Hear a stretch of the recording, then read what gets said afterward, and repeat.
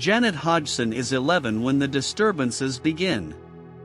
In reports, photographs, and recordings, she becomes the child most closely tied to the events. To believers, she is a target. To skeptics, she is the center of a performance. Peggy Hodgson is raising 4 children in a modest council house after separating from her husband. She does not seek fame. In the record, she appears tired, frightened, and desperate for someone to make the house normal again. Margaret Hodgson is older than Janet, and her testimony matters because she witnesses the first nights. She later speaks of fear, confusion, and a home where ordinary sounds begin to feel like warnings.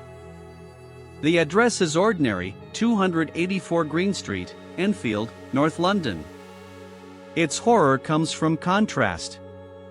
Nothing about the brick walls promises legend, yet this small home becomes a stage for one of Britain's most argued hauntings.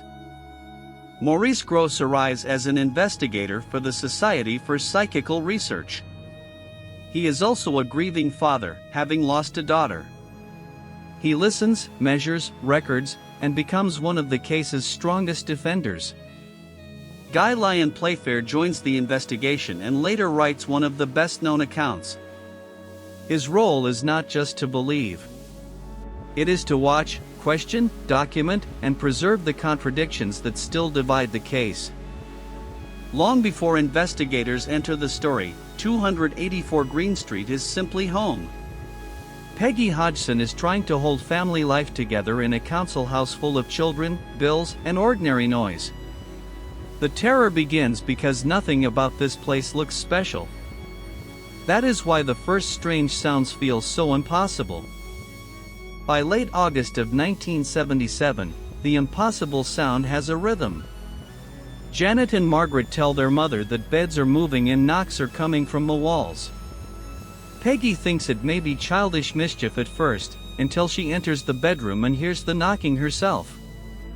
The house is no longer ordinary. With the family shaken, Peggy calls for help and neighbors become involved. Then the police arrive. Woman Police Constable Carolyn Heaps later signs a statement saying she sees a chair move across the floor without anyone touching it.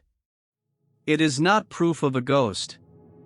But it is the detail that pulls the case beyond family rumor.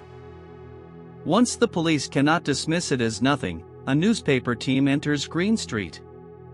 Photographer Graham Maurice later describes small objects, including toy bricks, being thrown. The press wants pictures, Peggy wants relief, and the children are suddenly trapped between terror and attention.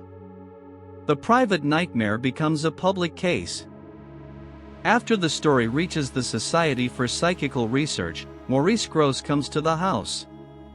He does not arrive with certainty. He arrives with equipment, questions, and his own grief. Peggy tells him what has happened, and Grosse begins doing what will make Enfield famous. He records. As Grosse keeps watch, the reports multiply rather than fade. Knocks are heard, objects are said to fly, and furniture is found out of place. The investigators try to impose order on a house that seems built from interruptions. Every unexplained sound forces the same question. Is someone hiding a trick, or is something being witnessed? Then, as the sounds and movements continue, the case changes shape. A rough, guttural voice begins to emerge around Janet. It does not sound like an 11-year-old girl, and that becomes the most disturbing part of the evidence. The recordings will be played, questioned, defended, and attacked for decades. As Grosse asks questions, the voice gives a name, Bill Wilkins. It claims to have died in a chair in the house. Later reporting says a previous resident named William Wilkins had died there, though the meaning of that connection remains disputed. The chilling fact is not certainty. It is the recording itself. Because the voice and the disturbances keep returning, Guy Lyon Playfair joins Grosse in the long vigil.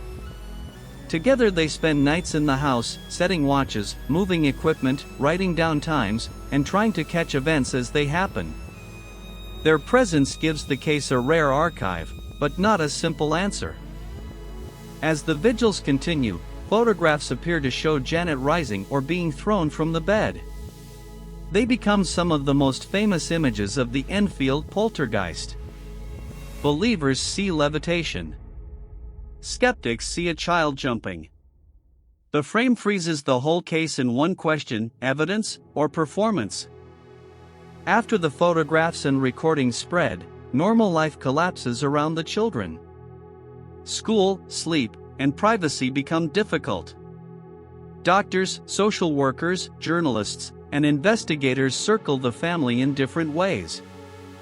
Janet is examined, and no simple medical explanation ends the story. The haunting is now also a burden of attention. With that attention comes suspicion. Some observers catch the children faking incidents, and Janet later acknowledges that a small portion of events was invented.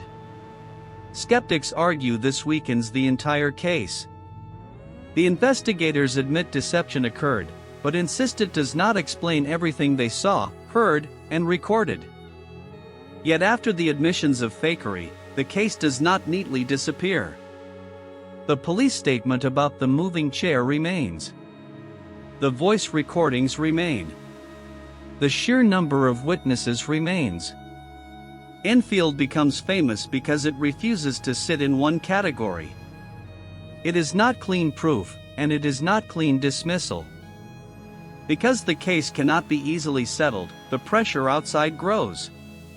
Reporters return, neighbors talk, and the Hodgsons lose control of their own doorway. Peggy wants the disturbances to stop, but she also wants people to believe her children are not simply liars. The house becomes both shelter and trap. Inside that trap, the investigators keep testing ordinary explanations. They inspect walls, floorboards, pipes, and children's reach. They consider ventriloquism, hidden throwing, stress, and suggestion. The strongest accounts from Grosse and Playfair do not ignore fraud. They argue that fraud and fear existed together, making the truth harder to separate. As the months pass into 1978 and then 1979, the disturbances weaken. There is no single dramatic ending that satisfies everyone. The voices fade, the events become less frequent, and the investigators step back. What remains is not a solved mystery, but an exhausted family and boxes of disputed evidence. After the activity fades, Enfield does not fade with it. Peggy remains in the house for many years, and the case becomes books, documentaries, arguments, and dramatizations. Supporters point to recordings, police testimony, and long observation. Skeptics point to admitted tricks and the hunger of the media. Both sides return to the same small house. And that is why the quiet house still unsettles people. The haunting was witnessed, recorded, exposed in places, defended in others, and never fully settled. If the trickery explains everything, why do some records still resist it? If this story gave you chills, like the video, subscribe to the channel and tap the bell so you do not miss the next one.